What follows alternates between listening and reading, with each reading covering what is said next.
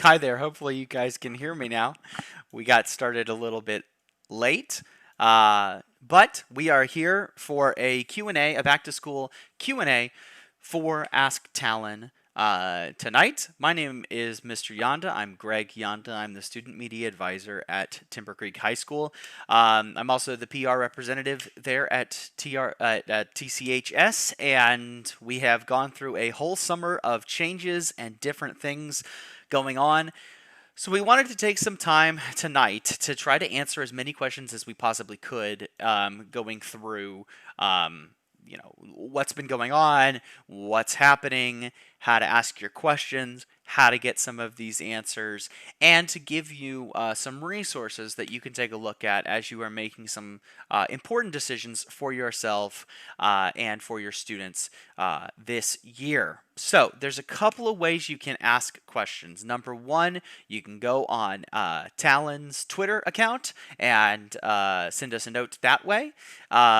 We've got a couple of different ways we can answer those questions. We're already seeing some questions about that, which is great stuff. We can also take your questions via email or via the chat feature. Thank you, Barbara Brewer, for sending out some message here in the chat feature. I really appreciate it. And yes, I can see it. And yes, I will answer as much as I possibly can throughout the evening. Now, we have about 2 hours, so that's a pretty good amount of time that we can talk about things, but in case we don't get through all of it, I wanted to call to your attention something that's really great that we just published here on Talon. It's called Everything We Know About the 2020-2021 school year, and it is published on Talon. Essentially, it's front page, and it has links to all of the official Keller ISD back-to-school resources as of July 29th, including some of the videos that we're going to showcase tonight, and a lot of information about what you might need to know about in-person and remote learning options. Now, we are going to go through a lot of these details tonight. We'll answer your questions. We'll be here for a long time.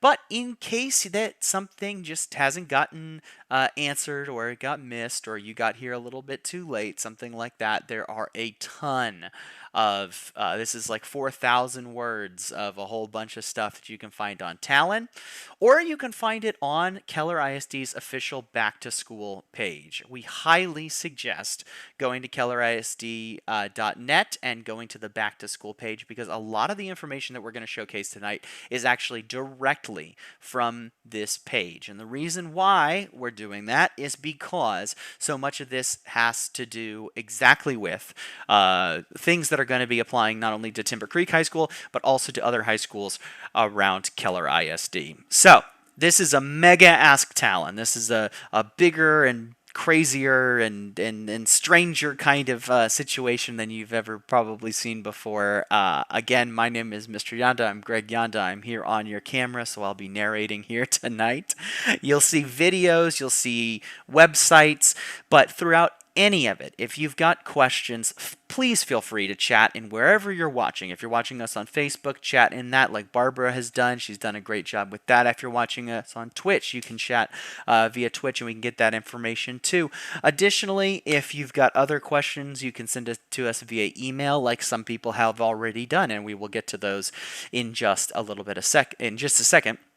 If you email us, make sure you send it to editor@timbercreektalon.com, and that way I can take a look at it and hopefully get you those answers as quickly as possible. But moving right along, one of the first things that we are dealing with is this decision about whether or not students will be starting remote or in person.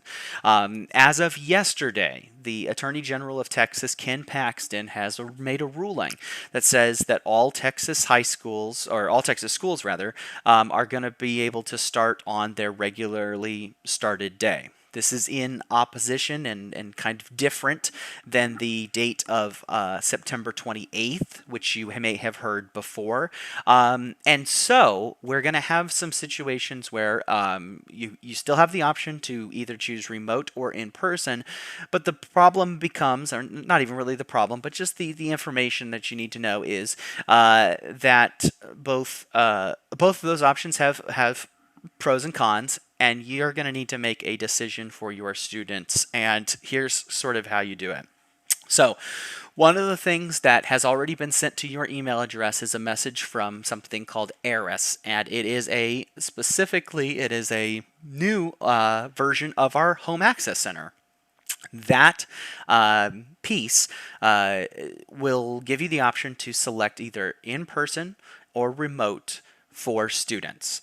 So I want to go over this a little bit because we've published this on Talon, and if you want to follow along with me on Talon, you're welcome to, but it's also duplicated on a couple of other sites. So all Keller ISD students, as of this publishing of July, sorry, I wish it was January, July 29th, you're going to begin school on August 19th. That's the way it's going to be. There's two choices for in-person. There's two choices: in person, as in you actually go into the building, or remote, as in you're learning online. We're going to detail this a little bit further. So every Timber Creek student needs to fill out this survey. In fact, every Keller ISD student needs to fill out this survey by 11:59 p.m. on August 5th. That's really important. If you don't get it done by 11:59 on August 5th, you will be defaulted to in-person learning. When you're defaulted into in-person learning, basically that's just going to say that you are going to school, and and that is what it is. You will be in school, you will be next to those teachers, you will be next to those other kinds of people who may or may not be social distancing during this time. So what you need to think about doing is reading very carefully over the stuff that we're showing up today.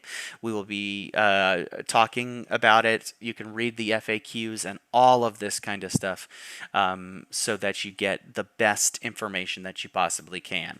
So one of the ways we want to give you the best information that we possibly can is by giving you straight from the horse's mouth, and in this case, Dr. Rick Westfall and Director Leslie Shepard, who have some information about how remote instruction works. So we're going to play a quick little video for you guys so that you can see how remote instruction kind of works. We'll come back after that, answer some questions, and give you some more information as we're going along.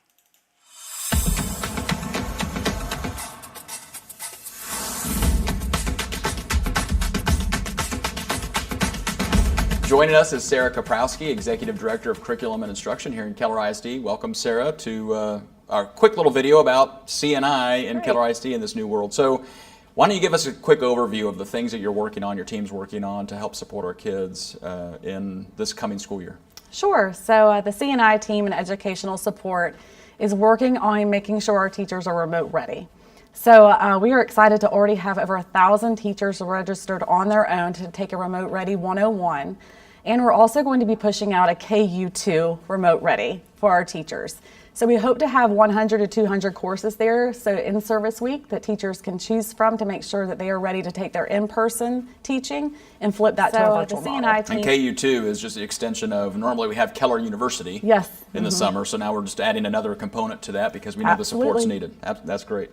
So talk a little bit about what remote instruction looks like this year compared to what online learning looked like last year. Sure. So in the spring of last year, there would be two big differences compared to the spring and what students are going to experience starting August 19th. And those two big differences are going to be grading guidelines and schedules. So starting August 19th, grading guidelines are going to be in place just like they would be in place if we were in person. So students are going to need to turn in work. It's going to be graded. And then also starting August 19th, teachers are going to be trained and students are going to follow their schedule as they would as closely as possible. So 5th through 12th grade is going to have their teachers. They would follow through their schedule with a mix of live instruction and self-paced instruction.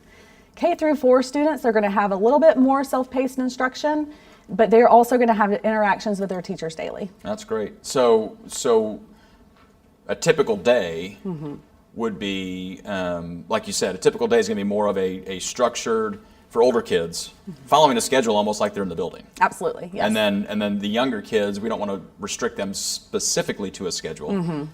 But it won't be the Sunday, here's all the information, here's all of your detail. Now it's up to you to figure that out for the rest of the week. Exactly, Is that's there going to be right. some daily interaction with our teachers? Right. So we are Great. not going to the Sunday model, turn it in that next Sunday. It's going to follow a school day schedule. So elementary, you're looking at more of minutes, interaction of minutes with their teacher and turning work in that way. But definitely interaction daily with peers to keep those relationships up, and especially that social emotional piece Sure. we're looking for. So as parents are looking at the commitment form regarding whether they want in-person or remote instruction, obviously we still want them to choose one or the other no matter how we're actually starting school on August 19th. But why is it important that they choose now an in-person setting versus a remote setting?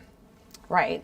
So with the in-person setting and remote setting, it's important because of staffing issues and making those relationships with the teachers.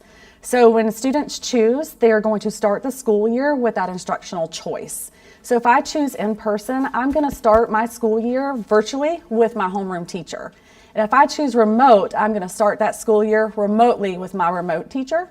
And then we're looking at every 9 weeks, parents are going to have the opportunity to either come into remote learning or go back out into the in-person learning. But since we're starting, everybody is starting remotely with the order. If I choose in person and starting online, then after the order expires, will I still have my same teacher because I chose in person, so that teacher sticks with me, right? Yes. So no matter whether I just happen to be with them on Zoom, now I'm actually in the classroom with them. Right. You'll just continue your schedule that you are currently on virtually, and flexibility and right back into the classroom. But if I initially choose remote, and let's say 9 weeks in, I want to come over to in person, will I have my same teacher if I started remote, but now I want to be in person? Not necessarily. Okay. So we're going to have district-wide remote teachers, Got and it. that teacher may or may not be a part of that campus of the student. So that's just a known thing that parents are going to have to understand when they're making that choice to change. Absolutely. Okay. So let's discuss a little bit about parents' schedules. So certainly, if they were choosing remote, that they would be figuring out their schedule. But now with the closure order, some parents are having to make some adjustments about, we would have done in person, but now we're going to have to start for potentially 6 weeks of our own version of online or remote again.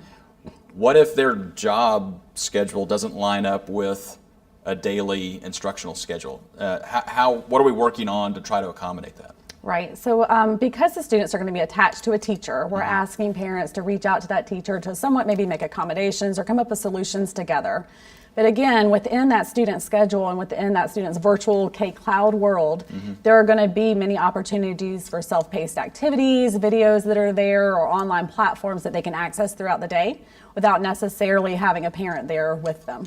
So I've heard the term digital backpack. Is that Yes. that's what's being created? So we are creating it. It's already created. Right. Awesome technology department, but it is a digital backpack, and part of that is the ease of students logging in. So one of the things we heard That's this what's being spring was my students have to click everywhere to get in. So right now it'll be attached to the student's class, and anything within that class or course will be within that child's backpack. And all of that work we've been doing no matter what the current changes have been. Absolutely. Right. Okay. So, what are some other things that you can think of that you can help parents who might be concerned about the order where they would normally be in person, but now they're going to be starting remote? Is there anything you'd like to sum up and say to them? So I think right now, as we prepare for the school year, I think it's important to prepare as you normally would if we were going in person, a normal year. So you're going to want to be sure that your student or child starts a routine. Let's start a routine and what school looks like, a normal schedule. Make sure that you have a ready spot. So where is your student, child going to learn throughout the day, making sure that it's a positive environment, clean, ready to go. And then if they haven't been in books all summer, go ahead and get them reading. Great. Well, thanks once again for joining us, and have a great day. Thank you. You bet.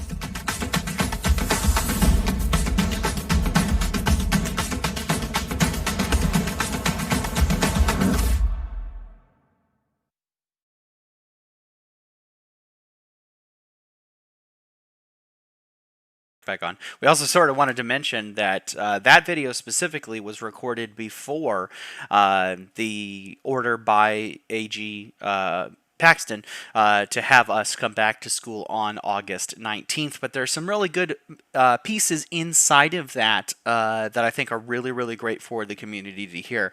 One of those is Online learning, this remote learning, is not going to be the way it was in spring.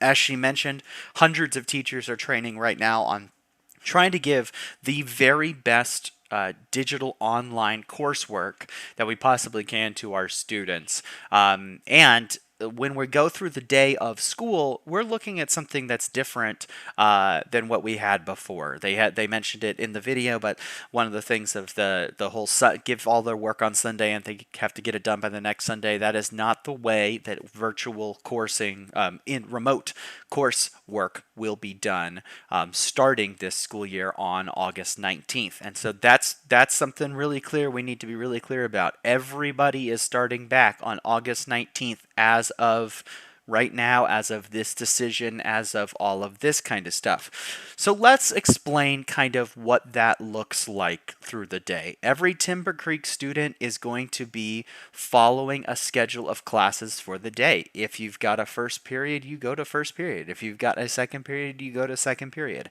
The difference is whether or not you do it in person or if you're doing it online. You're going to be expected to attend every class. You're going to be expected to be there on time and in the order listed. And unlike the previous online learning in the spring of 2020, you're going to have a traditional grading scale. They mentioned that in the video, but there is going to be a traditional grading scale. It is not pass-fail. It is not a situation in which that students are only going to have to do a little bit of work. They're going to have to be doing some rigorous work, and more specifically, work that we think that teachers are going to be able to translate as best they can their core information that they need their students to learn over a digital divide if they choose remote or in person. I know a lot of people have in-person questions. That's actually what we've gotten the most questions about masks and things like that, and I want to get into it too, but because of the time of this sort of decision making, I want to stress this really early on. School is going to be just like you remember it, sort of. Teachers are going to have online learning. These are Keller ISD teachers. These aren't teachers from someplace else. However, some of the teachers, if you're doing a remote situation, might be from maybe another campus, maybe teaching you in a different time. Students must participate in district-wide assessments, and some may require a virtual proctor. So here's where the first action comes in, and I'm going to take that as a compliment. Lonnie, I love max headroom.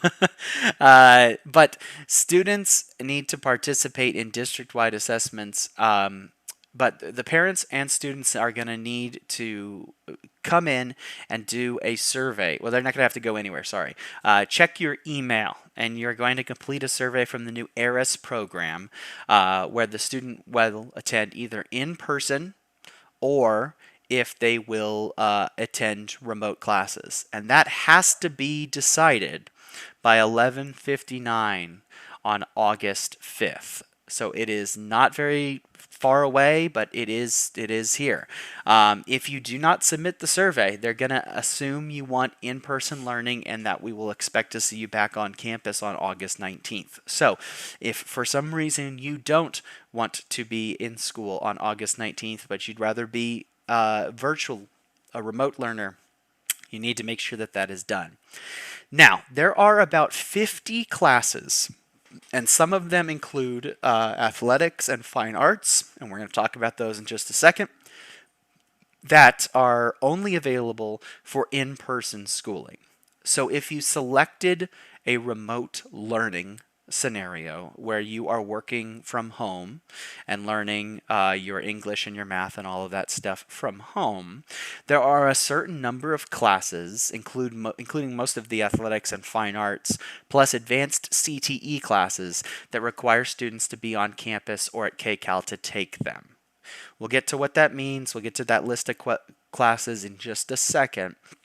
But that is what's known as the hybrid schedule. And it doesn't mean you get to choose, I want to take English online, but I want to take math in person. That's not how this works, unfortunately. We have to figure out both staffing choices and a whole lot of other stuff.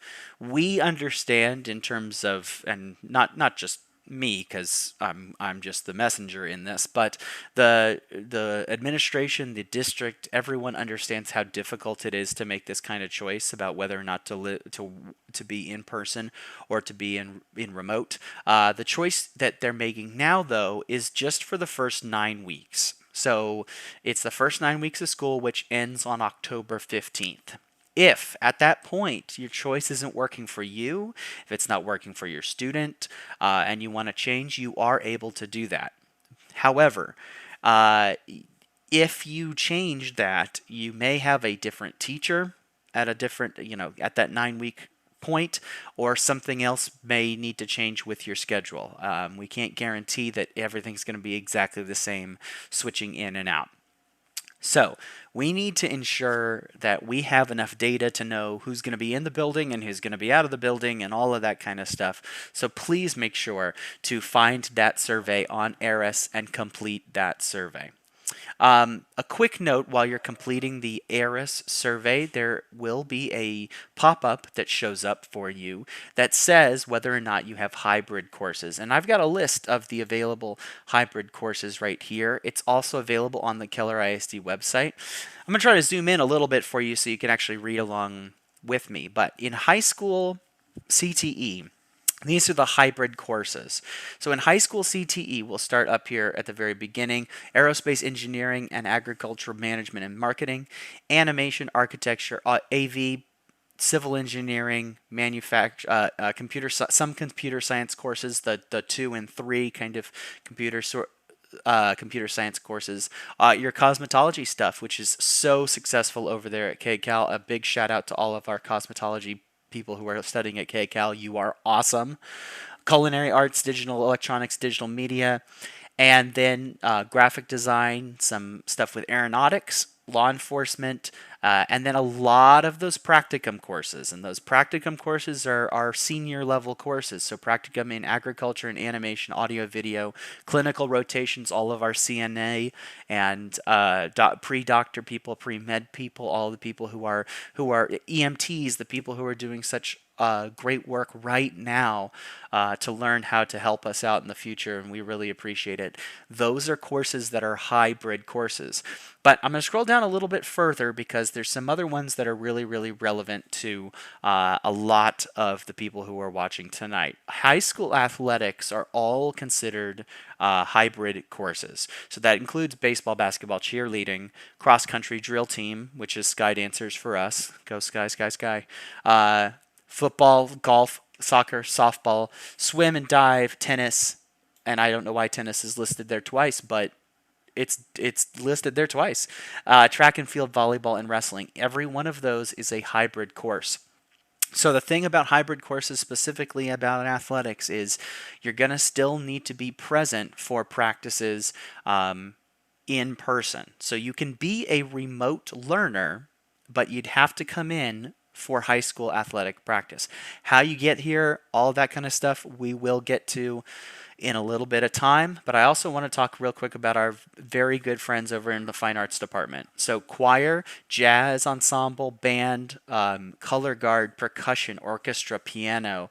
And Timber Creek got a new orchestra director this year. Super cool stuff. Theater, which is theater select only, technical theater, theater production, musical theater, directing, and then all of these art classes, including drawing, painting, digital art, sculpture, and those upper levels, and the AP studio art classes. Those are essentially known as hybrid courses. So you're going to see that when you go onto your ARIS survey, and you'll have to decide whether or not you want to continue to take those courses. If you say no, hey, I don't want to take any of those courses, then you will have to be put into a separate course if you want to stay remote only. Now, one of the other things I want to mention too is that it is critical to note that students taking hybrid courses will need to provide their own transportation to be on campus for the time of their course. Transportation is a big question that we still have a lot of moving parts to. One of the reasons that we have such a amount of moving parts is because we don't have this data back from students and parents telling us whether or not they're going to be in person. Can you only come in person for one hybrid class? Yes, you can only come in person for one hybrid class if it's on the list of hybrid classes. However, if it's not on that list, there's no option if you pick the remote option. Of course, anyone who picks in person will have as many of the classes as possible. And thank you for that question, Eileen. And I have your other questions, Eileen, too, and I'm gonna get to them. I have been paying attention to it, and so that goes directly to this question. Some classes aren't going to be able to be taught remote, and so they have to go in person. So in that situation, there may be where you have to change one or two things. For instance, some K-Cal classes, some CTE classes are not going are going to be able to be taught virtually or via remote as far as we know so far. So if it's not on that list right now, and if it doesn't show up in Eris as one of those course class requests, then you're in good shape. So if you have more than one, you have to change those.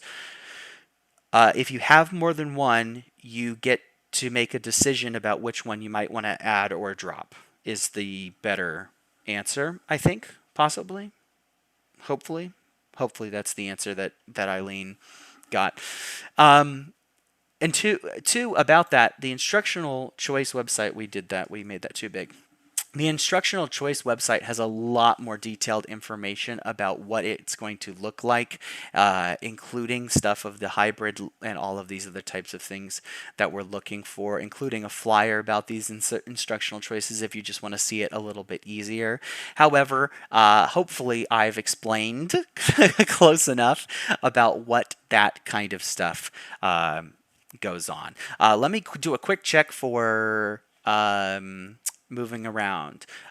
Somebody on Twitter asked, will students be allowed to switch from hybrid to in-person on September 28th? So students will have to make the decision whether to be in person or remote by August 5th at midnight, essentially, because the September 28th date is not being followed for Keller ISD at this time. The September 28th date was set by Tarrant County health officials. However, yesterday, the Attorney General of Texas said that those types of orders were not invalid, but rather aren't going to kind of be enforced. It's kind of hard to explain. I would definitely direct those kind of questions to the school board or Dr. Rick Westfall about that. That is above my pay grade. Eileen asks again, if you have band and a CTE, you have to choose between one to come in person for. No, you do not. If you want band and CTE and you want fine arts and some other hybrid class, you can have both. Absolutely. The difficulty is transportation. So if your student chooses remote, they're going to be responsible for getting the transportation, for getting from wherever they are doing their schoolwork into where they need to be for practice or band or their CTE course. This applies a lot to our football players too. You know, if our football players are practicing early morning, first period kind of thing, or before school, our runners and tennis people and a whole cross country runners run before school a lot. They may be doing that workout and then they go home for a good portion of the day to do their remote instructions and then might come back for another point. That is a possibility out there if they choose remote. Christine asked, will the natatorium open before September 28th so swim team can practice? I have no clue about when the natatorium will open. The natatorium is enclosed, and so there are different rules for different venues depending on how things work. But that is a great question. One more from you. Sure. Fish camp in person. No, fish camp virtually. So, how will the freshmen know where to go? Our fantastic student council, our fantastic wrestling coach Jason Conger, our fantastic Jessica Henley, myself, a whole bunch of people are working on getting you the coolest virtual fish camp possible. But that's all I can tell you right now. I hope to be able to give you more details here in the first week of August. So I'm very excited. Yes, I'm very, very, very excited about that. So those are the questions that I've gotten right now. I did want to talk a little bit about one of the questions that we had about remote is about technology. Really, technology is difficult. When we were back here in the spring, the technology could have was a little bit of an issue, especially for families that have more than one student. So we have a video here from Joe Griffin, who's our Chief Technology Officer, I guess is the best answer. I think that's his video is his title, and Dr. Westfall about technology and what improvements we are seeing for this spring.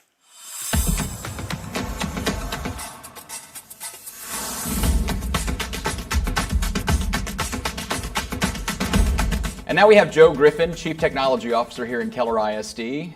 Joe, why don't you tell the community what we're doing regarding technology in light of remote learning, especially with our order that we just got from Tarrant County? So we've developed a process where parents will be emailed a form to be able to select technology that they need. A little bit different than we did in the spring. We want every student to have technology, not share technology. Mm-hmm. So you'll be able to select that, connectivity for Wi-Fi. We've also been working with TEA, and they've enabled us to purchase some more devices so we can ensure that every student has a device that they would need for remote learning.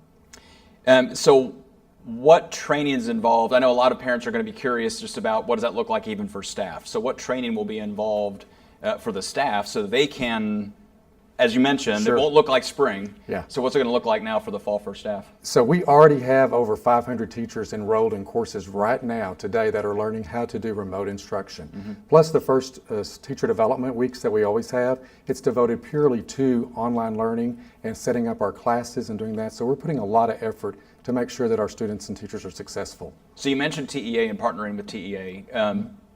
Talk a little bit about the funding side of that. So does that mean that they're just helping us get devices, or is there funding coming from the state? No, so really TEA working with the governor's office, some federal money that they had coming in for COVID was directed straight to the schools so that the schools could purchase the devices. The state is actually paying half of everything that we're able to purchase. So it's just making our dollars go twice as far as they ever would. So great partnership with the state. We're really proud of that. Great, fantastic. Anything else that you can share or you want to share with the community in terms of what technology is doing, not just to get started in August, but actually, forecasting where we're going to be heading? Sure. So this year we have changed to a new student information system, ARIES. So parents will be getting information about that. No longer will they have hack to log into, so there'll be new passwords, all that information. And another thing we're really excited about is parents will have their own portal now. Much like the students have K-Cloud for all the information, parents will have their own K-Cloud so that we can communicate with them a lot easier than we've done in the past. Well, I appreciate everything you're doing and everything the technology department's doing to get this up and running and feel as normal as possible. So thanks, Joe, and thanks for joining us today. Thank you.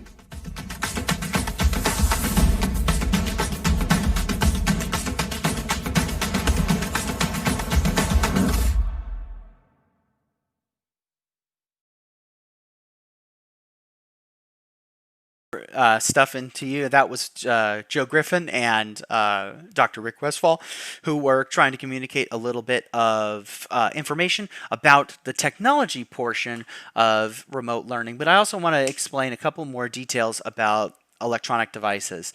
Keller ISD is going to distribute laptops to students that need access to a laptop for remote instructions. So if you sign up for remote, they want to give you a laptop. If you also need internet, they want to give you the internet that you need to be successful too if you are signed up as a remote student. That's going to be really, really, really in person, really important. in person is what I was about to say in a second. In-person students are not guaranteed any kind of laptop or any other devices, despite the fact that they may have to use some technology, because we should have that technology in the building for them to use. So Keller ISD, and you might have just heard it on the video, is getting assistance from the state so they can purchase a device for every student who needs one, even as the district. So to avoid sharing, even if you have a great device that already works really, really well for your family, let's say you've got 2 or 3 or 6 kids at home, you want devices so that each one of them can do what they need to do. And so Keller ISD has set up, they're looking at buying some really great devices for those students to be able to do their stuff. One of the other things that is already working and is pretty interesting is we've got 2 new systems, well, 1 new system and 1 updated system that you're going to see a lot of. First is ARES. ARES is the replacement for Home Access Center. You may have heard about this in the past. Home Access Center has gone away. It's been phased out with a program called ARES. And ARES will have, that'll be where you log in first so that you can sign in and do your survey for your students. But eventually that'll be where you can see, hey, was my kid absent on a specific day? What's my kid's schedule? What classes are they in? How can I reach their teacher? A whole bunch of cool stuff in there. Unfortunately, I can't show it up to you just yet right now because my version does not look like your version, and I don't want you to get confused. But ARES is the new, really, really interesting and really, really powerful system that is going on. Something I did want to mention, and I want to get down here. This is kind of a Timber Creek kind of thing because somebody asked me this question. ARES is the new home access centers, and which means that there's a lot of data still flowing in this way. So schedules are not updated correctly on ARES right now, and there's also some things on there that you might see and you might be like, this is a little confusing. I know my senior has done their physical education or taken Algebra 1, but there is a couple of little small bugs that are still, the data is still syncing together. One of the things that's going to happen is once we get all of these data back from August 5th, from all of you guys completing your surveys, which I'm sure you're doing right now while I'm talking also, that's going to help counselors make any adjustments that they need to adjust, and then those schedules will show up in ARES, which begs the question, when will students be receiving schedules?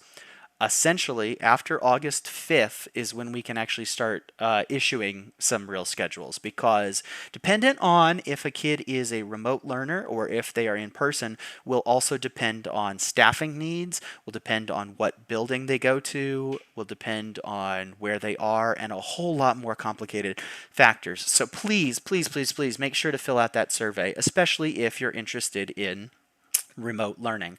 Jen Norton shows up in my chat. Hi, Jen. Say hi to the girls for me. If you're doing hybrid, what concessions are being made for students driving back and forth to campus as far as passing periods go? A lot of passing period questions we've been talking about today. We've been talking about all sorts of different things about how to make sure students in the building maintain a safe distance in between passing periods. We're talking to a lot of different situations that have to do with parking and getting into and out of the building and getting temperature screened and all that kind of stuff. So I don't have any clear details for you. However, I know that this is a concern. Just like in years past, we've had kids that when they went to KCAL, we had delays in KCAL buses, and that was an issue. We are aware, or I say we, but basically the people above me, the people in charge of me are aware of this being an issue and are working on it. But I don't have any details for you as of right now. One of the big things right now is to figure out whether or not how many people we expect to have on campus. I've got another text. How do we know what the classrooms look like? 6 feet apart, lunch in classrooms. Great questions. Social distancing. James just sent in social distancing, and I have a great video for that, so I want to share that with you first, and then I want to go into some of the details about back to school stuff. So hopefully the guy in charge of it can explain it a little bit better than me. So we're going to share some information in just a second here. I made one slight mistake and I put one file in the wrong spot, so give me just half a second here, friends, to talk about safety protocols. And so we will move safety protocols up here and take a look at this.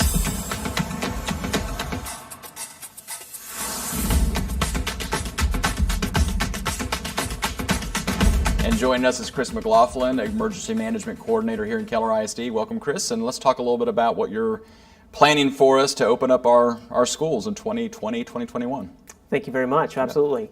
So we started thinking about and planning for different scenarios that we may face in the fall as early as April. And thinking ahead, that allowed us to create frameworks throughout the summer that we used to model for what we would face in the fall.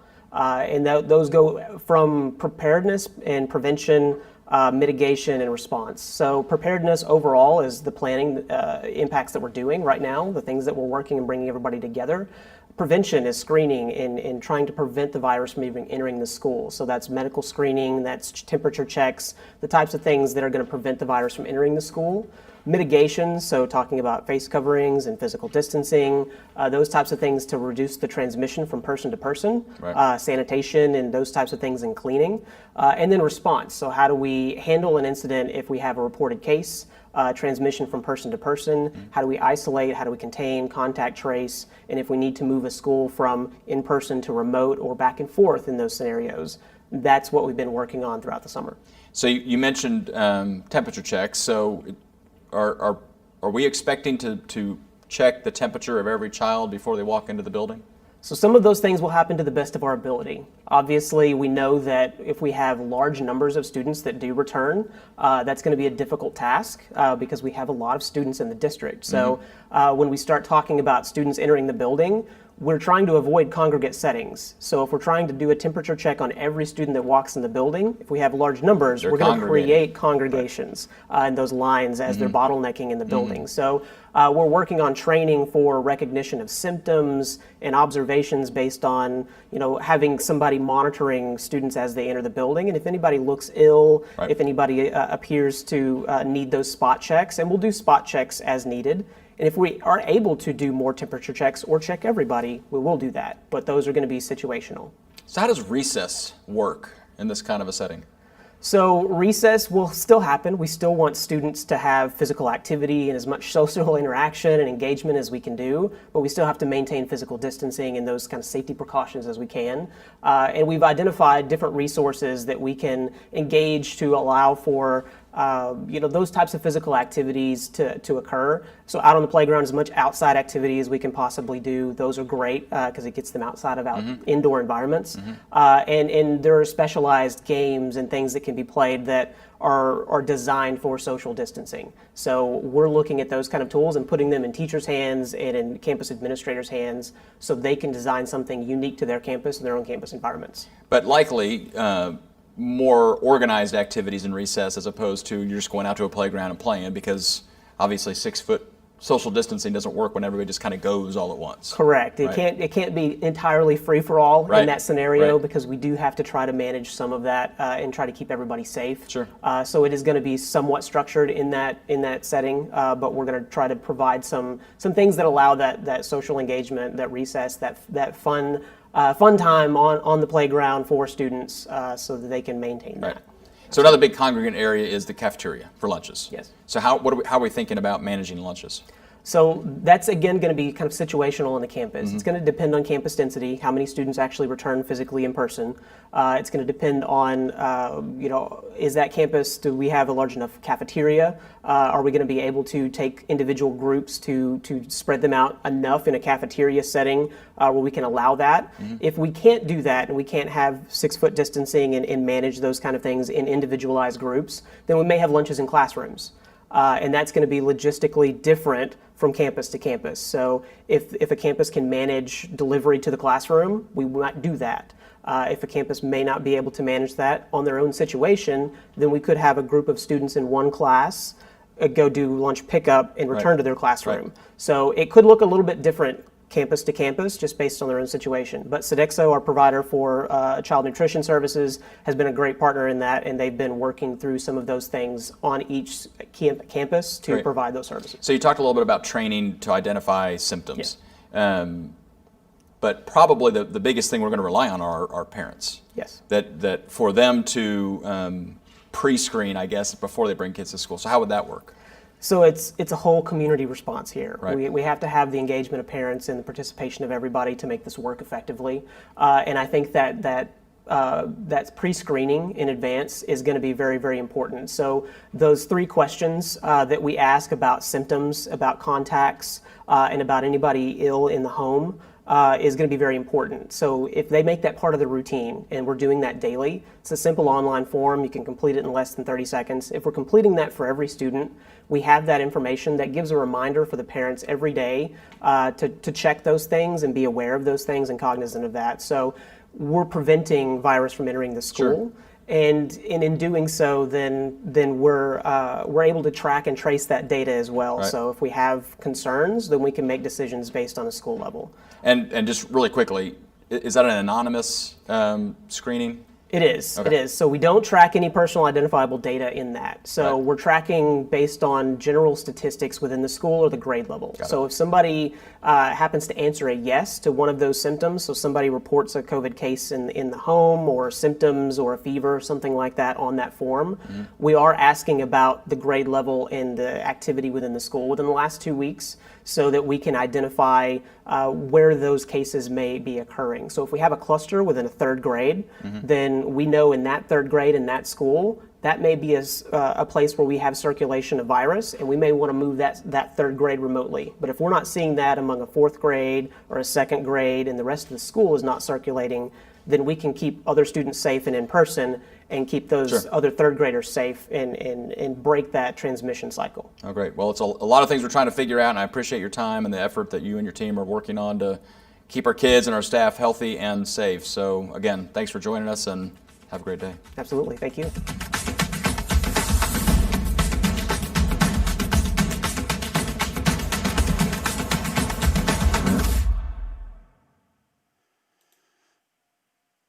And we're back with more information. I wanted to follow up a little bit about what Chris was saying specifically, because there's a lot of questions about masks and what's going to be needed and things like that.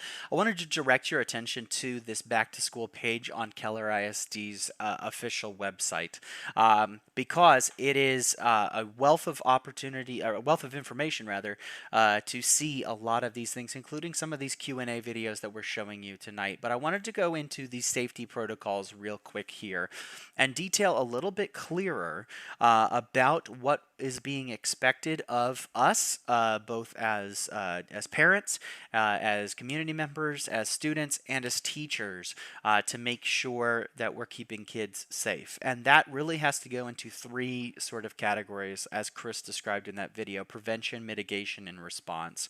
One of the big things we want to do is stop COVID before it even gets to the school environment.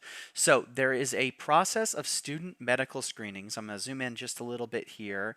This process of student medical screenings is going to be requested and required by students, or by parents rather, to give us information and complete it daily, 1 submission per student, so that we can be aware of what the symptoms of COVID are, not only for our for us as parents, but also to help prevent us from continuing to spread that situation. There's no personal data collected in this. We're going to show you a video here in just a second about what the form looks like and how quickly it is to answer. But this is something we're asking parents and guardians to do every day for every student. The reason is because this allows us to figure out very, very quickly, and allows the parent or guardian to know very, very quickly if the child may have been exposed to COVID-19. So we're going to show you how this student screening looks. I'm going to switch back real quick so you can see this and get ready for a robot voice. Keller ISD's student medical screening is online, quick, and easy. Complete one submission per student. First, choose your school. Then answer the following questions. Does the student or anyone in the home have a fever? Does the student or anyone in the home have a COVID-19 diagnosis or close contact with someone who has been diagnosed? Does the student or anyone in the home have any of the symptoms that are known to be related to COVID-19? 3 quick yes or no questions with no personal information needed. Clear guidance provided based on your responses. This is part of your routine to keep all of our families safe.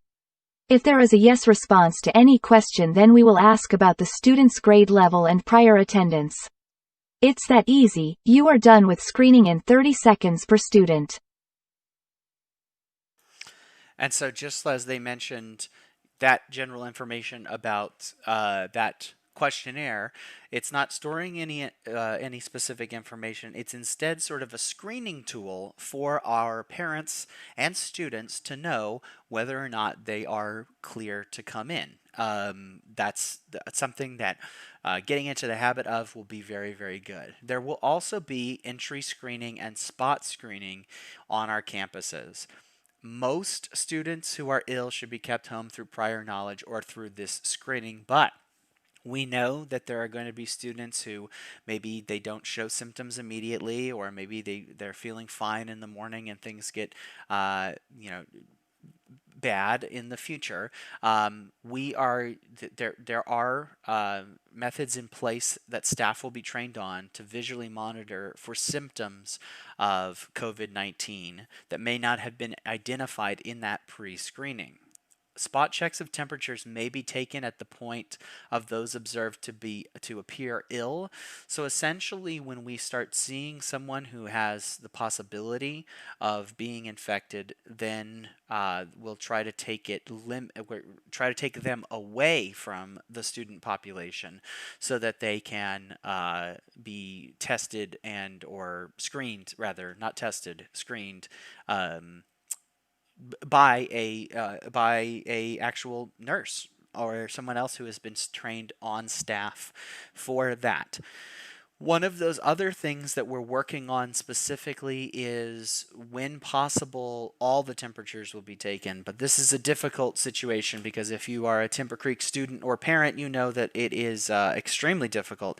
We have a couple of very, very, very, very large areas where a lot of students congregate. And one of the things we want to really avoid is big areas of congregations where staff or students are queuing up for temperature checks. So we're working through that process. I don't have any details to explain to you at this moment in time, but know that that is a concern that administration is working on and working with Keller ISD District specifically on how to do that.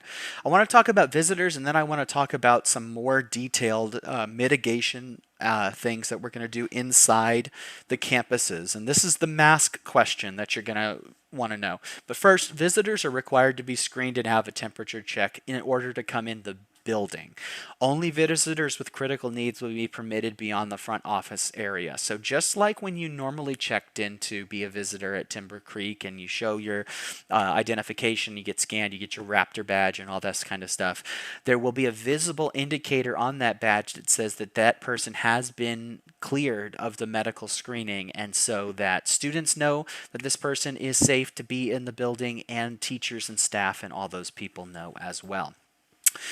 James asked a really great question about social distancing, and so we're going to move into this mitigation protocols. First off, we want to talk about this, and specifically face coverings or face masks.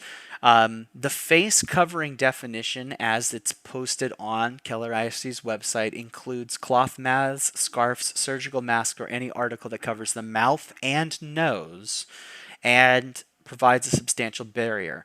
I really think this graphic is very, very useful. You've probably seen a lot of it before because you're seeing sort of what scientists are talking about in terms of transmission chances with masks. So one of the things is we want to try to reduce the amount of droplets that come, respiratory droplets is what they're called, the stuff that's coming out of you when you breathe out, and when you breathe in, the stuff that comes in into you. That's where a lot of transmission from COVID is happening. Also, washing a lot of hands, and we'll get to that in just a little bit of time. But that also reduces the risk of asymptomatic people, people who don't know that they have the disease, being affected by the disease later on. In compliance with current mandates, and this is an order that's kind of set in pretty good stone, so you'll want to pay really close attention to this. Students under the age of 7, which is pre-K through first grades, during their bus rides, walking in the halls, and entering exiting buildings, are required to wear a face mask. We're ninth through 12th grade, so we're going to talk about that. All students over the age of 7, which is 2nd through 12th grades, are supposed to wear face coverings throughout the day. That's how the Keller ISD has put their, that's what they've said here, and that's the information that's available online that you can read in more details. So there's going to be face coverings. There will be accommodations for special needs students and special education students. There's some information that will be going out specifically to special needs and special education parents via email through that system to be able to communicate about people who might have special needs or might even have medical needs. But that is something that is going to be pretty different. All teachers, staff, and visitors throughout the day are going to be required to wear a face mask as of these rules as of July 29th. So again, this is what I'm trying to explain to you. And then visitors throughout their presence on campus. So if you're a visitor coming in to volunteer or something else is happening, wearing a face mask is important. So there is a lot of information about why these decisions have been made on this, including explaining why the primary mode of transmission, some of the science and all of this kind of stuff. As such, something else that's important is all students, visitors, and school employees must wear face coverings on campus and while riding buses. There's a lot of research going out there, but there's a lack of research for our youngest people, our youngest students, our kindergarten, early elementary students. And we do expect compliance to be pretty low. But one of the things that they're really working for is trying to do the best that they can to not spread the disease. So masks and face coverings, and I want to highlight this so you can kind of see this, mask and face coverings should maybe maintain at all times. Now, this is a situation which is kind of an important thing to also detail, because a lot of people have questions about, okay, there's certain situations where we got to take the mask off, right? Right. Masks and face coverings may be temporarily removed for teachers when maintaining physical distance of at least 6 feet from students or other individuals if needed to improve the clarity of communication and instruction. One of the key things that we can talk about is, language acquisition, especially for our LEP and other students out there. We also want there's also the possibility of using clear face shields as an alternative for teachers who may need to have their face clearly seen by students for language development throughout all the times. There's also a situation where if there's going to be a possibility of burns, flames, other danger, the face coverings may not be used in specific laboratory settings for science. But one of the things that is important is the face coverings, masks, essentially, is going to be the default mode as of these pieces of information. Again, this is all available here on our Keller ISD website and the mitigation protocols. Feel free to go through it in more detail and all of that kind of stuff. I don't want to take too long, but they do also go into some information, and they offer some sources. So from Cook's Children's, which is a hospital group here in the area, as well as the CDC, as well as KPRC Channel 2 in Houston, talking about this other kind of stuff. James's question specifically, though, will be about social distancing, and physical distancing is the best tool. That's what we want to do the best of, but it is very difficult in a school of 3,500 to distance all of the people who might be arranged. Physical distancing requirements will be supported through basically managing people and timing. There are no exact rules or exact ideas that that the administration is able to tell you yet about how students will move through the hallways, where they'll sit at lunch, how close they'll sit in classrooms, and all of this kind of stuff. And the reason for this is because we don't know how many students we are expecting back on campus. If we are expecting, if the survey comes back and there are, 3/4 of the student population expected back on campus, okay, now we have a number that we can decide how can we break things up for lunches? Can we split this other kind of stuff up?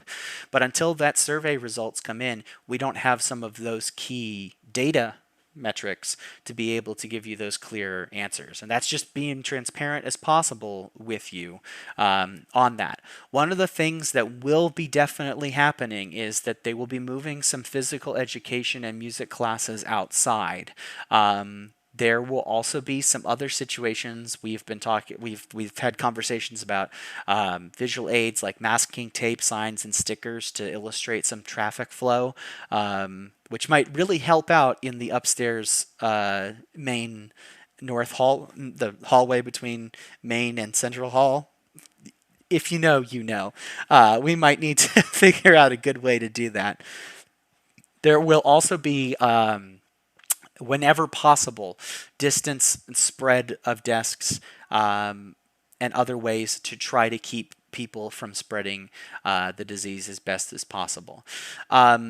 There are a lot of suggestions here on this page, but none of these parts in physical distancing have been essentially signed off on and are the rules of the road for Timber Creek yet. The biggest questions really have to do with how many people are going to show back up on campus, and then how we're going to consider, how we're going to make those adjustments as necessary. And believe me, the people who are above my pay grade are looking at that kind of stuff. However, one very key thing that I can tell you about is hand hygiene and then environmental hygiene. We know how COVID spreads. We know that not only is the respiratory droplets a big challenge, but also the touching the face and touching objects and things like that. So there will be hand sanitizer available in the main entry of campus, as well as in classrooms and in common areas. We are going to have disinfection processes daily. There will even be equipment made available to specific members of the staff and things like that, so that we can make sure that it is cleaned as much as possible. But I also wanted to show you a couple of little signs and things that you might see here in the future. Staff and visitors can stop the spread. Wear a mask or face covering, maintain physical distancing, complete your medical screening, and wash your hands frequently. These are very simple things that we can all do to help keep each other from getting ill from this virus that has unfortunately claimed so many lives so far. One of the other things that you can do to really, really, really help is make sure that you fill out that survey. I'm going to keep harping on it again and again and again, but fill out that survey, whether you want to be remote or if you want to be in person, because a lot of the decisions that you can make about physical distancing especially can relate directly to that part of it. There's some other little things too that you might want to know. Elevator protocol is changing a little bit. No more than two people are permitted at the elevator at any time. So that's just something kind of interesting. Then finally, I wanted to talk about response because we had a couple of questions and I want to bring it up so that I can make certain that I give credit to the person who asked it because they were very kind to send this in. You're so welcome, Fickle. I'm so excited to see your ladies and gentlemen cheer here in the future. I'm very I'm looking very very forward to it. But I want to give the right. I want to call out the right. Yes. Okay. Okay. So Tracy just asked, will students be sent home if they don't have a mask? We'll have some spare masks. That's cool. And then number two, I don't know because I don't know the answer of how things will be. I am not an administrator and therefore I cannot comment about any thing, what the consequence would be for not having a mask. Other than I'm going to look at them a little funny and say, hey, you, mask up. But let's see. Was it Sharon Polk? Yes, Sharon. Great, fantastic. Sharon sent and had a fantastic questions about what will a normal school day look like with masks and crowding in the halls and desks in a classroom. What a great question, Sharon. That's hopefully part of the answer we're going to get from the survey. We're going to find out how many people are going to be physically in each class so that we can tell, okay, maybe we can separate all of these desks, or also how many people we can have in the hallways. There's a lot of different ways that we can consider doing this. We may be able to move people and dismiss by hallways or dismiss by different sections so that we don't have a giant churn of people. But that also has to do with how many people are around and all of this kind of stuff. I want to pitch in on this. James Barnes, our fantastic band director, is still working on plans for band class inside. They haven't been moved outside for the school day. Thank you, James. I was aware that some athletics that normally are played inside were going to be moved outside, but I wasn't 100% sure on the band thing. So thank you very much for chiming in on that. I appreciate you guys watching too. It's nice. But to Sharon's question, how are students going to be checked for symptoms or fever? Is it all self-assessment? Okay, so first we're going to hope that in the morning they wake up, they get out of bed, they go through their little screener, and it says clear, and it comes up all green, clear. Fantastic. Now, if they don't do that, which is a possibility that they don't do that, and they go in there and send their kid to school, somebody will be checking. In the event, and so here's where we are on this plays. In the event that COVID-19 is confirmed inside the educational environment, Keller ISD has some protocols on how this will all work. So essentially, there's two different types of diagnosis that I wanted to talk about real quick. Is in some cases, a test to confirm COVID-19 case through a lab may not be available. For instance, if a single family member tests positive through testing, for example, the other family members exhibit symptoms, then those family members are going to be probable cases through clinical diagnosis. If they clinically diagnose any person with COVID-19, the district approach will be similar. The strategy for clearance and return to school or work may differ depending on physician guidance and initial diagnosis. However, the protocols established in this plan with the goal of preventing the introduction of COVID-19, because that's the first part, is trying to keep it from coming into the school, is got to remain the same. So, primary goals of the response are prevention, and then rapid containment of the illness to break the transmission cycle. So here's what happens. When a student tests positive for COVID-19, the student must remain home until completing the required isolation protocol. This is the isolation protocol that has been set out by the CDC. This is the most revised one that I think we've seen so far. Students must remain home until completing the required protocol of at least 10 days passed since either symptom onset or from the date a positive test was collected. Plus, they need to be at least 48 hours since the resolution of fever without the use of fever-reducing medications. So that doesn't mean that you drink, drink, you, you take an Advil or acetaminophen or something like that, and it improves your fever, and now you can go to school the next day.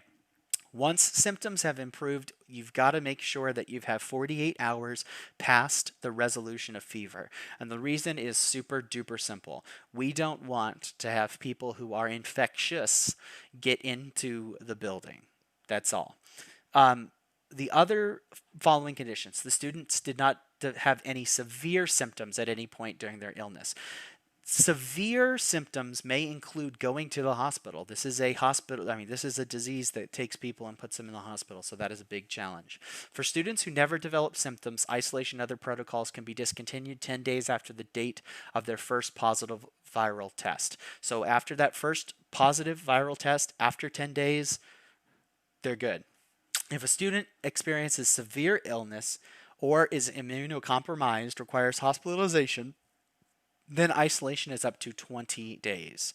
That is a big challenge.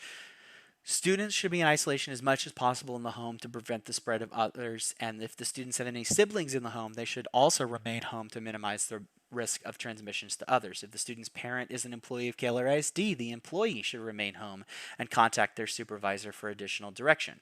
As soon as the illness is reported to the district, an internal contact tracing protocols for illness in the school will be conducted. Student contacts with employees will initiate the integration of the student contact tracing protocol in conjunction with the student process, and we're going to sanitize everything.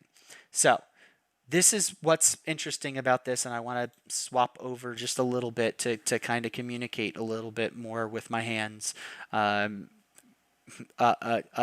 this. This is a situation that you may find yourself in a lot. Hopefully none of you find yourself in this situation of having COVID-19 and symptoms and all this kind of stuff. But you might have this situation where you're worried about, hey, someone tested for COVID in my student's class or student's area and things like that. There is a contact tracing protocol already developed for how we communicate and figure out where the different groups may have been infected. The video earlier on Chris talked specifically about how there might be situations where small clusters of people are affected, and those people are sent for remote education or isolated at home or whatever, but the rest of the school day goes on. The same thing could happen in Timber Creek or some other type of things. When we have family member confirmed COVID cases, we might also have situations where students or employees are supposed to be remaining away from school. Now, immediately, for parents like me, and I have two children in the district. I am an employee of the district. My wife is an employee of another district. But we totally understand that this is one of these kind of things that sounds really, really good on paper, but may be really, really difficult to do. So here's some things to be aware of. We're going to play a video in a little bit of time to talk about what Human Resources is able to do for employees specifically. But one of the other things is most of the situations where someone is sent home sick, one of the things that we're going to work on very closely is trying to continue instruction even if they're not physically in the building anymore. Some students may move into a remote class and then move back into an in-person class when medically necessary, but only when medically necessary, and that's a much larger conversation. So be aware of that. Now, the bigger question, when illness is detected at school, one of the things that we're being trained on as teachers is to recognize the signs of COVID-19 and so that we can understand what a COVID-19 patient must look like. One of the other problems is we don't know enough medical information yet so that we can accurately. We're not doctors. We can't accurately say this kid's got COVID or this person's got COVID.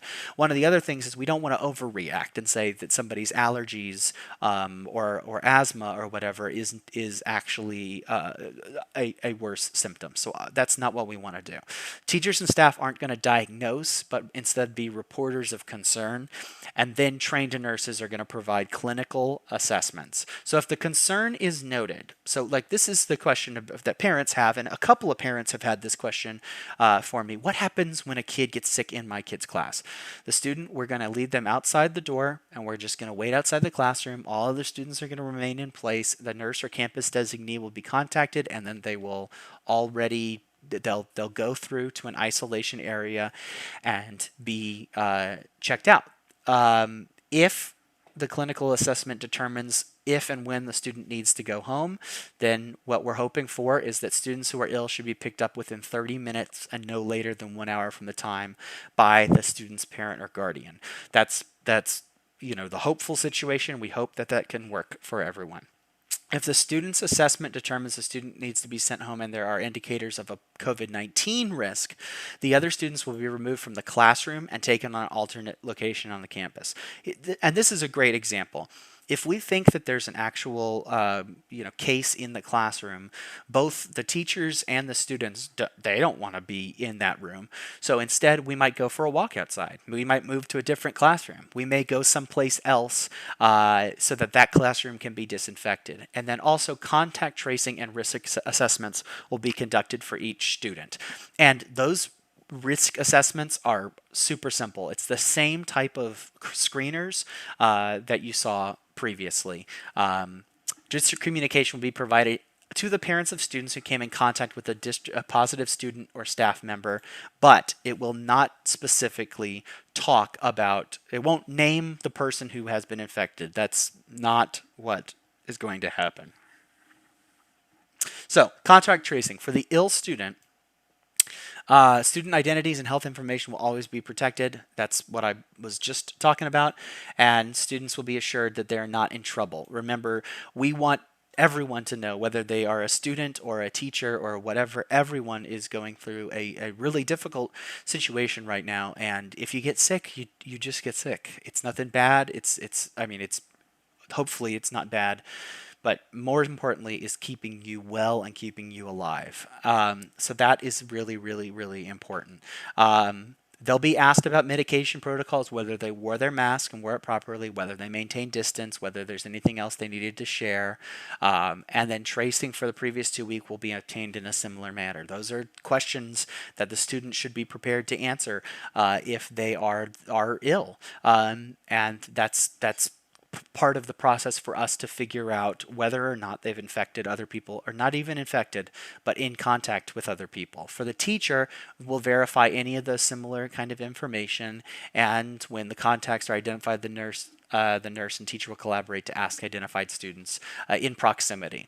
So when we get into risk of exposures, there's a lot more details here, but I'm going to finish up real quick here and then get back to some of your questions.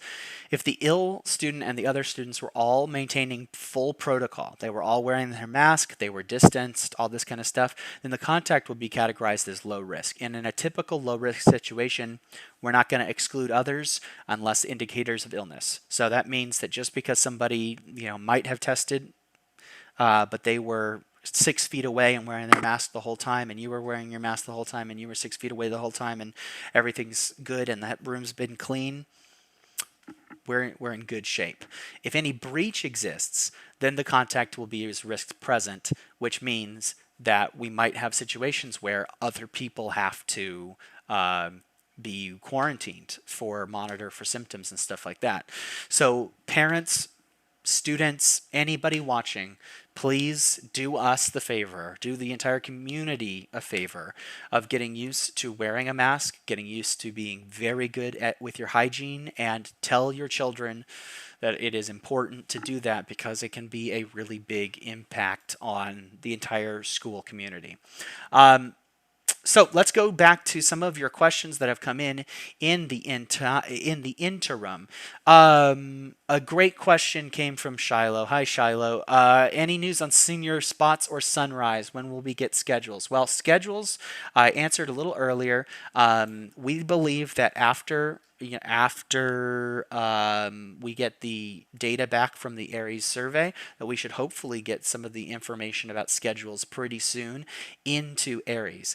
And then these questions about this stuff.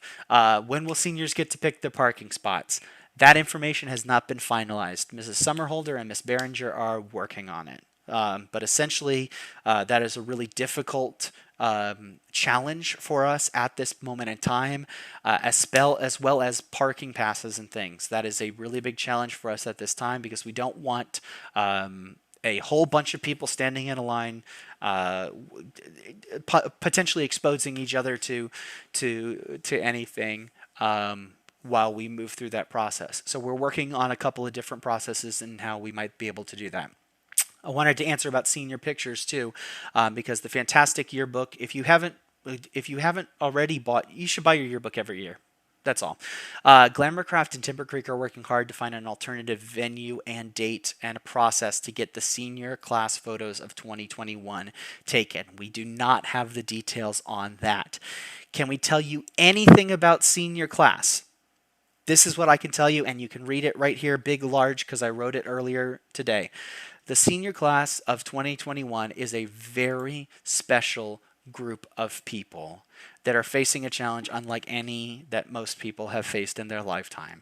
We're going to make every effort to help them make lasting memories together, and we're going to document their senior year as best we can.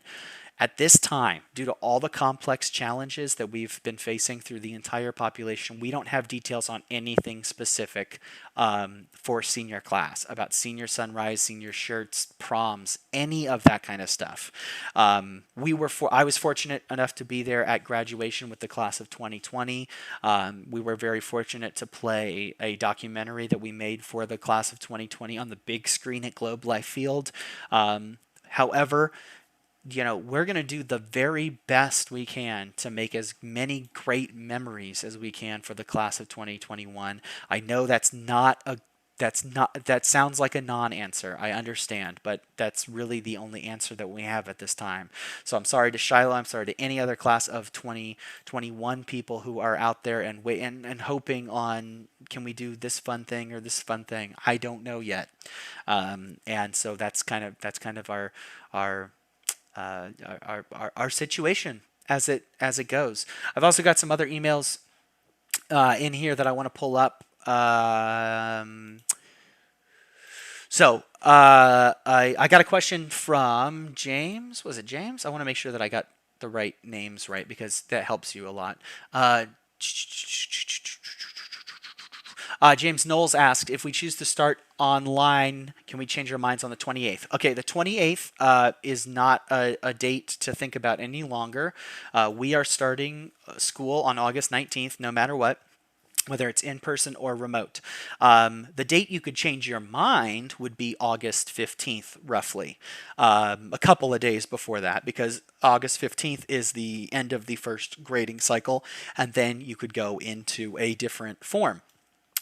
It is totally possible that you want to start remote because you're still worried about the spread of COVID and you're nervous, and you want your kid to work online. And then we're going to cross all of our fingers and toes and hope that the trend goes down, and then by October things get a lot better, and that we could all come back in person. That would be a fantastic dream. The other situation could be that you could go in person and find out, oh wow, this is not working because maybe my kids' friends aren't here, they're at home, and they're getting different teachers, and they're doing different assignments, and there's so much spread out, and it feels different. These are hard questions. They're not easy questions. October 15th yes, October 15th. I hope I didn't say that incorrectly, Eileen. October 15th is the first time after the first 9 weeks. That's the yes. How hands-on learning? Okay, Barbara. I'm glad you can hear me, Barbara. Thank you. How will their hands-on learning and KCAL classes be affected by new COVID rules? Well, some of these teachers out here, myself included, are working on some really clever ways to fix this. So one of the cool things that's really interesting is some of these classes, let's say cosmetology, let's say CNA, certified nursing, some of the medical terminology classes and stuff like that, they are going to have an experience that is going to be so real world to them because they're going to be careful about how they put on their masks and their gloves and all of this kind of stuff to be as safe as possible. So it's actually going to be a really great opportunity for them. I'm looking at it cloud and silver lining, but that's the kind of thing. Others we've talked about, some of the remote classes for audio video production or for graphic design or for some other things. We're looking at ways of getting those tools out to students so that they're able to complete work, more work at home, almost kind of situations, and then come back together for more of a feedback and a communication and sort of lessons in person where there's more work done outside, and then we come back, and then outside, and then we come back. And that's what a lot of virtual learning is looking at too. Virtual learning, the remote learning people are looking at not sitting there for 8 hours a day on a laptop, but rather doing maybe a 15-minute Zoom call with their teacher and talking to all of their friends and all of this kind of stuff. And then moving into some work that's maybe more specific to the lesson that they're talking about. So if they're learning about the parts of the cell in biology, the teacher's definitely going to start talking about some of this kind of stuff. But then afterwards, there may be some really great digital tools to show you where the mitochondria is, or where the nucleus is of different cells and things like that, or the cilia. I think a cilia is the right term, and any biology friends can can tell me otherwise. You're so welcome, Lisa and James. I am happy to communicate as much as possible. And so the next thing I wanted to communicate is about athletics, because that's a great question that we have a lot of questions about too. What is athletics going to, what will athletics look like? So I'm going to throw it over to Dr. Rick Westphal and Eric Persine in just a second here, so that you can see what they say. Keller ISD's student medical. Not from them. This one.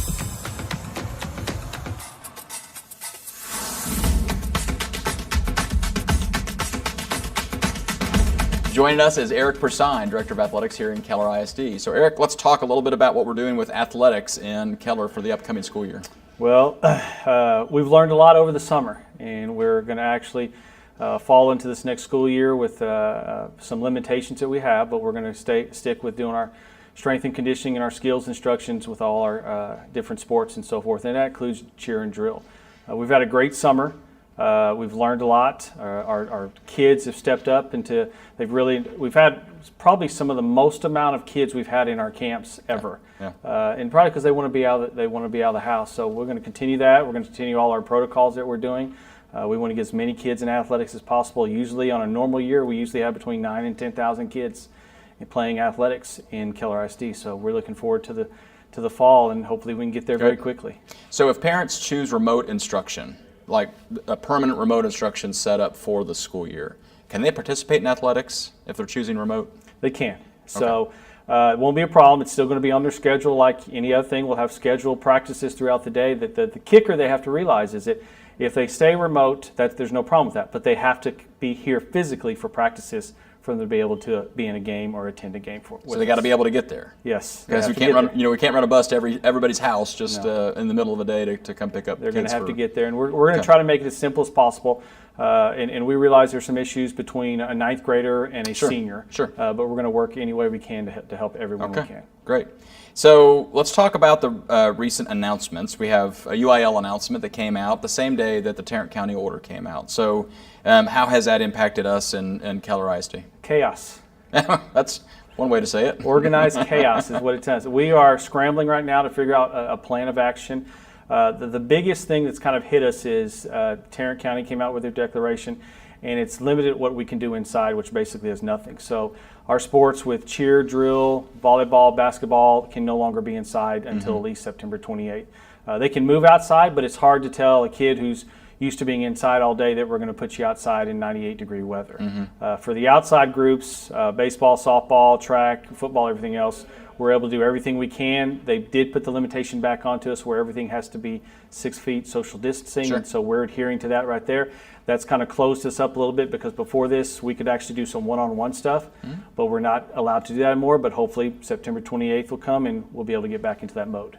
Okay, so we talked a little bit about high school athletics and the UIL requirements there. What is middle school athletics going to look like? It'll be a little different. Of course, with high school athletics, most of our fall sports start prior to school for sure. Right. In middle school, they can't start until at least the first day of school, plus they have to get 5 to 7 days of acclimation period before they can do any type of outside the day athletics. So that's going to be a kind of concern that we're going to have to work through. We're also limited on the amount of days per season for volleyball and football, so those are some things that we'll have to figure out what's that going to look like. And then the next transition is, what does pre-K through 12th grade PE look like for both in-person and remote? Yeah, for remote, it's going to almost similar look like what we did in the spring. Our PE teachers and our 2 coordinators are doing a great job of creating those lessons on the different platforms so that the parents can see those, so they can, any type of skills or activities that we ask them to do, they'll be able to see it online and be able to have their kid do it as well. If it's in person, really our only issue we have to a point is if we're still under that 6 feet order of social distancing, that's going to cause some issues. We'll probably counter that by trying to go outside as much as we can in the fresh air, in the space, and so forth.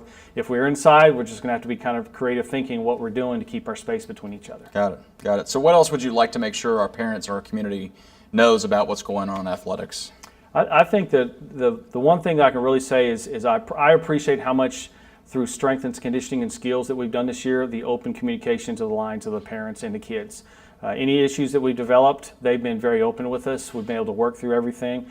And our goal really is to get back on the fields and the courts and the pools and everything else as quick as we can in the safest manner, not only for our staff, but for our community and for our student athletes. Well, I appreciate what you, your team, coaches, teachers all across the district have been doing. So thank you very much, and thanks for joining us. Thank you.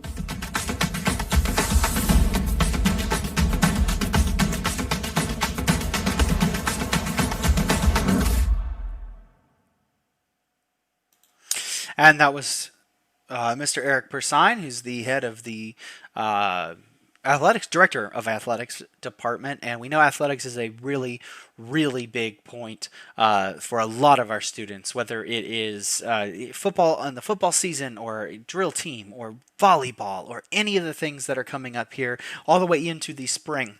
One of the really good things that we're going to commit to also is that TCTV, which you're watching right now, sort of. TCTV and Timber Creek Sports Network is going to be committed to trying to broadcast as many games as are being made available through our broadcasting our network. So if we are playing actual games, if we're playing actual volleyball games, football games, soccer games, baseball games, basketball games, all of that kind of stuff, we are going to be committed to trying to get that footage out to you people, whoever is watching, for the best that we possibly can, because that helps also us keep some distance between each other, even though the fans and stuff like that, there may be situations where they're not allowed to do that kind of stuff. So we're going to do our best job about trying to be bubble, kind of like the NBA bubble or the MLB bubble,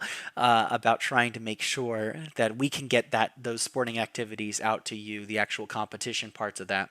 That being said, too, there's a lot of good questions about not only athletics, but also about fine arts. And so I wanted to make sure that we shared a video from Kim Bland, who's the Director of Fine Arts, and Dr. Rick Westfall, about what they've been doing over the summer to make sure that program is going to have a successful school year as well.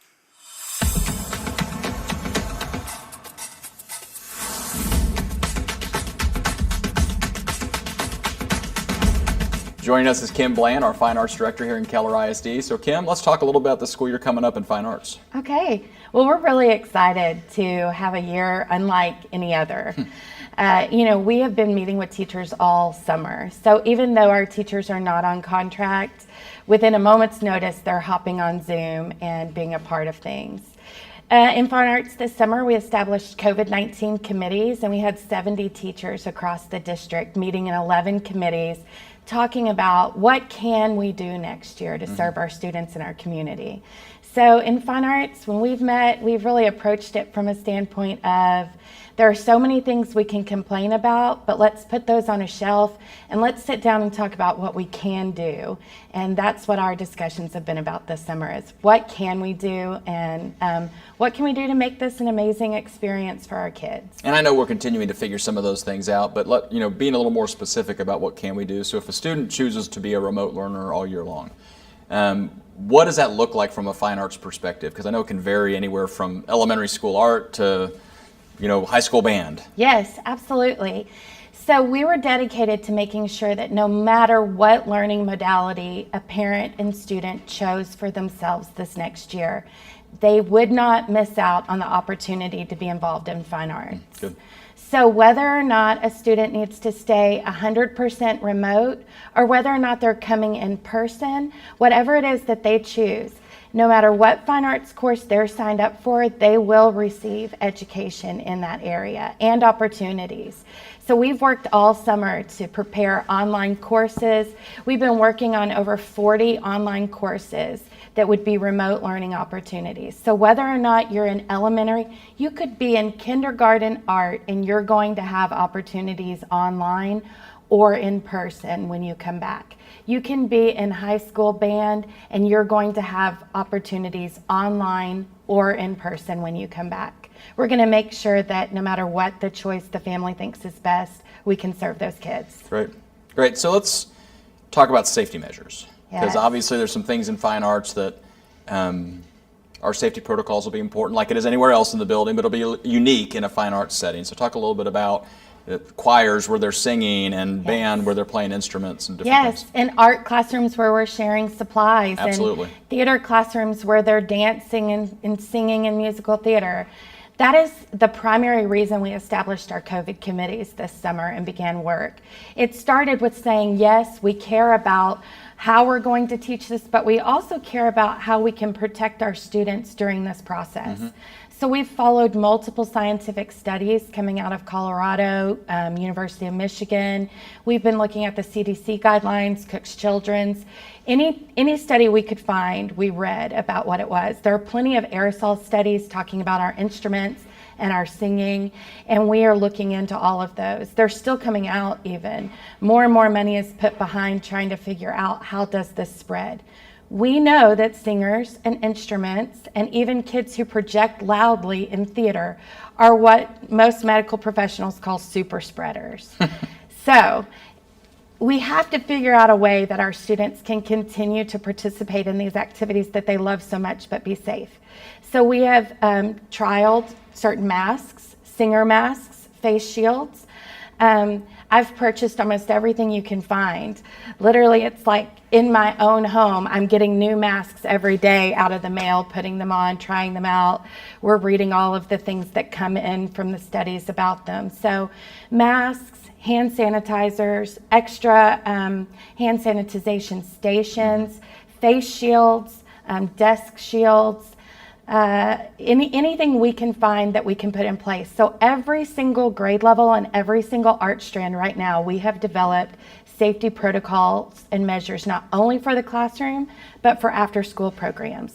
So if we are going to offer after-school programs, we have safety protocols right now put in place that we've passed through our emergency management people. And so some of the fine arts classrooms could look even different than a math classroom because you don't have that Absolutely. same interaction in a standard core course or course subject classroom. That's right. They absolutely will look different. And even fine arts classrooms from one to the other. An art classroom is going to look different than a music classroom or than a theater classroom or than a band or orchestra classroom. We've done everything from looking at the proper distance and spacing to even how do we clean and sanitize instruments and mallets and shared art supplies. We've brought in all the different kinds of sprays, wipes, everything that we can. We've looked at it, we've read the studies, we've cleaned things, we've tested it, and we feel that when we get ready to open the schools back up in person and open our programs back up in person, we're going to have strong protocols for protecting our kids. Great. So where, if parents need some more information about our fine arts courses that are offered, where's their best source of information? Where can they go? 2 places. Right now, we have a very strong following online. So Twitter, social media, our Keller ISD sites are great, up to date, minute by minute sorts of things. And then our Keller ISD Fine Arts website is also a great place to come and find out more information. And we try to push out all of our information on both of those sites. They're also linked, and so it's helpful for parents to find their information through either way they prefer. Well, thanks to you and to all of the fine arts people who have been figuring this thing out. And thanks for joining us today. Yeah, thank you. We appreciate it.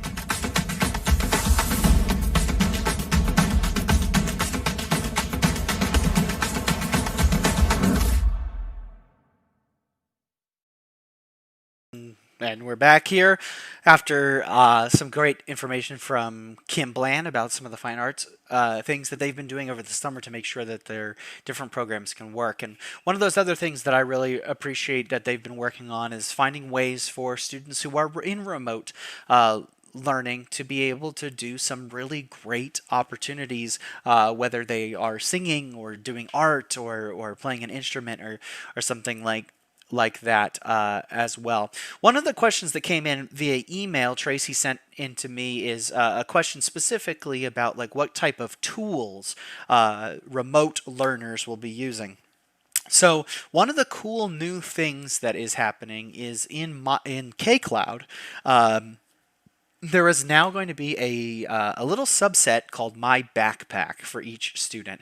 And each student is going to see all of their classes listed in My Backpack and all of the class tools needed for them to use. And this will be happening whether or not you're remote or if you're in person. You'll be able to see things and link directly to it. Canvas is a platform that we've been using a lot. I know I'm going to be using it with all of my classes. Google Classroom is another one that some people have been using as well. And then there are great questions about whether or not we're going to be using Zoom or Google Meet or WebEx or different things to do some of the synchronized learning, to do some of the webcam talking and things like that. A lot of those type of questions are being developed right now through our technology program and then also our teachers themselves. The teachers who are remote teachers are going to be allowed some flexibility into figuring out exactly what's the best way to teach their subject through the medium of remote learning, because it'll be a little bit different for every single person. But just I brought it up here on the screen on the other side here about that students will have access to a digital backpack which will connect them to all the online resources. So you'll only have to sign into the digital backpack. You're not going to have to remember the login for this textbook or that textbook or this service or any of that kind of stuff. It's all going to be together. Barbara chimed in again and said, my child is in clinical rotations and was told she'd be shadowing medical care workers at hospitals, clinics, and pharmacies. Will all of the learning now be done out of textbooks, or will they still be going to shadow people? That is a great question. I do not have the answer to. I think that any of those situations where we're talking about shadowing medical care workers is going to be up to whatever the hospital or organization, whatever the care center is, and figuring all of that out, kind of stuff. I got a gigantic comment, so I just got lost there for a second. Was told, okay, will the learning be done out of textbooks or will they still be shadowing people? I don't know. It'll probably be a hybrid of both. Will kids in culinary arts still be able to work in the kitchen and cook? That's a great question. One of the things that we've been talking about a lot in a lot of different CTE courses is figuring out the physical distance and maybe limiting the amount of kids that we have in a class period at a time. To give them enough space to do those functions. I mean, learning how to use the knife in knife skills in culinary arts is a critical kind of thing. That's one of many critical kind of things. But figuring out how to physically distance them and keep them safe is good. Hi, Jessica. Just joining in. Lots of questions regarding high school and junior high. Okay, junior high. I am not an expert in junior high, but I have been paying attention because I have a junior high kid. How will the passing periods be handled? Yes, that's a great question. Each campus is going to be dealing with it in a different way. There's a bunch of different suggestions. One of those could be that they're distributed at different times. They're dismissed at different times, and that might help. Another situation might be that this group of people need to go at this certain time. This group of people need to go at this certain time, based on how far they have to go or the route that they're expected to take. But there's no details about that. What does lunch period look like for these age groups? Again, we have a situation in which the lunch periods are going to be up to two major factors. What the building can hold. Timber Creek has a cavernous cafeteria. However, if you've ever been to a Timber Creek lunch, it is full to the brim all the time with students. So if we have a whole lot of people coming back for in-person schooling, we're going to have to figure out how to put that together. There have been ideas and concepts of having students eat lunch in their classrooms, but that is not set in stone in any way at this point in time, but they are looking at that. UIL has said athletics will start. This is a third part from Jessica. Thank you, Jessica, for sending in these questions because they help me focus a lot. UIL has said athletics will start September 7th for our size of our high school. So what does it mean for athletic periods from before? Will they have class or dismissed early? They will have class periods. However, the ruling will be on how the coaches handle it. And I don't know enough about UIL practice regulations or rules to be able to communicate whether or not they would have practice or if they would have some sort of strength and conditioning or team building or some other type of situation like that. That's a question you might want to ask the coach early on. Will there be athletics for junior high? I think so. If so, you're assuming they can participate as a hybrid option if they can choose remote learning. You will have to check. So ARIS, the program, will pop up if you have a junior high class that is supposed to be in person only, and it'll tell you, do you want to take this course or do you not want to take this course when you go through the survey. If you don't see that, then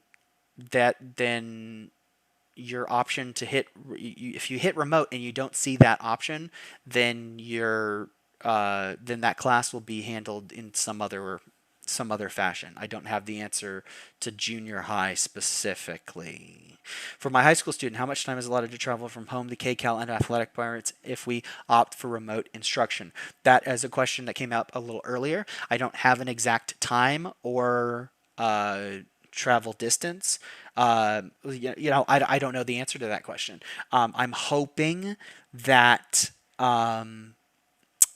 what I'm hoping for is that if we have situations where kids have a K-Cal class and an athletics period and stuff like that, we're able to make arrangements with the teachers, both for the remote teachers and for the in-person teachers, to allow our students to get from where they need to go without stressing them out. We don't want them to be, driving down the road too fast to try to get so they'll get a tardy in their remote class. That just doesn't make any sense to me. So I think we're gonna have to figure that out as we go along. Let's see. If we choose in-person instruction and an outbreak occurs, how are kids transition back to remote learning from in-class instruction? So that is a difficult question that hasn't been answered yet. However, one of the things that we're looking at specifically is having remote teachers who are very well trained in teaching remotely, and they will continue their class as it goes along. If a kid decides, whether it's at the grading period switch, or because of a medical condition, or because of an outbreak, they have to move into a different zone, there are some people that are working on how to sort of catch those people that might have those situations. So I don't have that. I can't really explain how that will work. Again, that would be a situation where if it happened, we would be able to work. And now I think I'm to your last question. If we choose in-person instruction, can my student drive himself to KCAL instead of riding the bus? I don't know the answer to that about whether or not the student can drive himself to KCAL instead of riding the bus, because there is a limited amount of parking at KCAL. That would be a question for KCAL, not a question for me. Additionally, it's going to be one of those questions that, again, is going to get caught up in the air of how many kids are coming back in person, how many kids are going to continue to take these hybrid courses, and so on. I hope, Jessica, that answered as many of your questions as possible. High school students would be switching classes. Yes, that's correct, Barbara. High school students will be moving from class period to class period. How that's done is a question that we are working on. And by we, I mean the administration, not actually me, because I am not an administrator.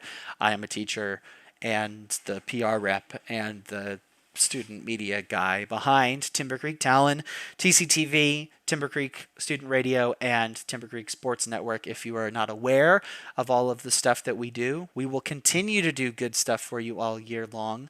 If you haven't already subscribed to TCTV on YouTube, or maybe Twitch, or maybe on our Twitter, or you've seen us on our Facebook, or any of those things, you definitely should check us out. Our kids do fantastic, amazing work.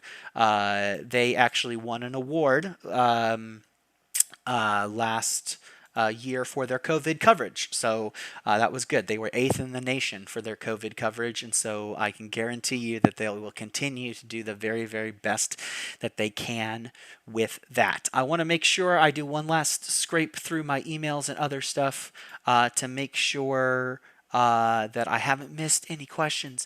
Will students be home if they don't have a mask? I think I answered that one. I'm not sure is the answer. Student protocols. Do we know what classrooms look like? Not yet. A few questions. Nope, that's not what that is.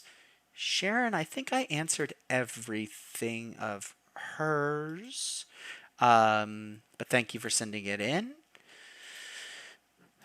Will children who attend middle and high school be held in the same classroom all day from morning to end of day, including lunch? No.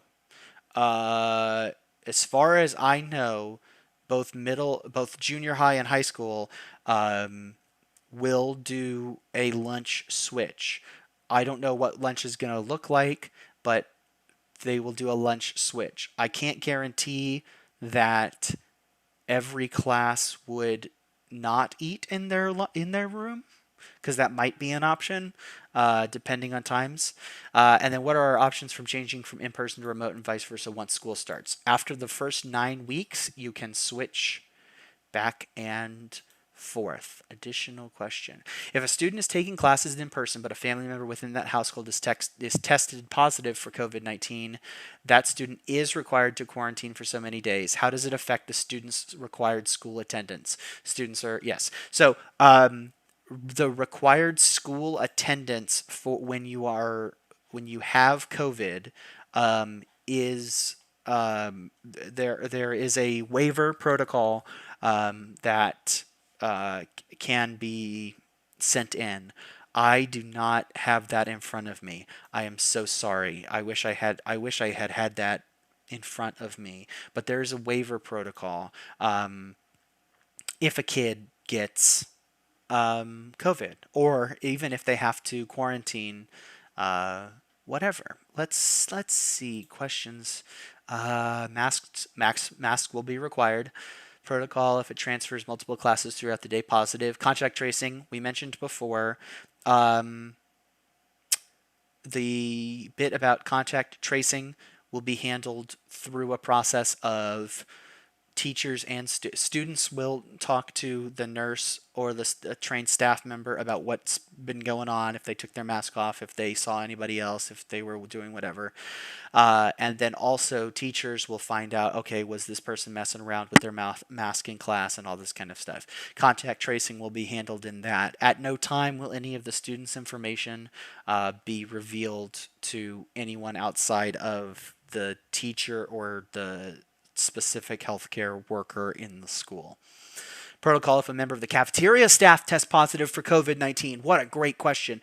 Human Resources has a great video on that, but I'm out of time, so I can't show that one to you. But Human Resources is looking after us as teachers in case of the situation. Will students be required to maintain a 6-foot distance transferring from class to class? We're still working on that. We're still working on if extra time is going to be necessary or what. That's okay. So Barbara's got, I think, my last question of the night, second to last question of the night. Will students still be able to buy lunches, or do they have to pack lunches? As of right now, we think that they will be able to buy lunches. As of right now, also, Sodexo, the child nutrition partner for Keller ISD, will continue to serve lunches at the campuses that they're doing right now all the way through August 19th. And then at August 19th, I believe they will be back to normal. That may change. Cafeteria protocols may change, but that information will come out a little bit later once we know how many kids are in class. And so if you take anything away from tonight's thing, and I hope that I answered as many questions as I possibly could, but if you take anything away from today, please tell your friends, tell your neighbors, fill out that survey. If you choose remote, that doesn't mean you're locked into remote learning for the whole year. That means you're locked in for the first 9 weeks. If you're doing if you're adamant about starting in person, be aware that masks are going to be required. We're going to do temperature checks, and there are going to be things that are going to look and feel a little bit different for our in-person students. Patricia just asked, taking a Christmas trip, will they have to quarantine after the trip if they are in-person students? It is too early for me to know. It is way too early for me to know, Patricia. That is a great question, but it is about 5 months too early for me to know. I know that if they were coming from Texas to Colorado right now, they would be asked to quarantine. But I can't tell you from this. Sorry. Thank you again for joining us. We really, really appreciate you joining in and asking these questions. If you have more questions, we will do another one of these types of things, but we wanted to get as much as we possibly could out there at this moment in time. If you missed it live, it will be available on Facebook, YouTube, Twitch as a pre-recorded video on demand that you can watch again. And so you can make fun of me if you want to. That's fine. I'm not going to take it personally. But the other thing I would really recommend is definitely take a look at the Keller ISD page. It's called Back to School. It's got all of the details that we talked about. Also, the Talon article, which is called Everything We Know About, Everything We Know About the 2021 2020, 2020 2021 school year. You're awesome too, Barbara. Thank you again. And have a great rest of your day. Stay well, stay safe. Fill out that survey, please. I appreciate you, Fickle. You're awesome too.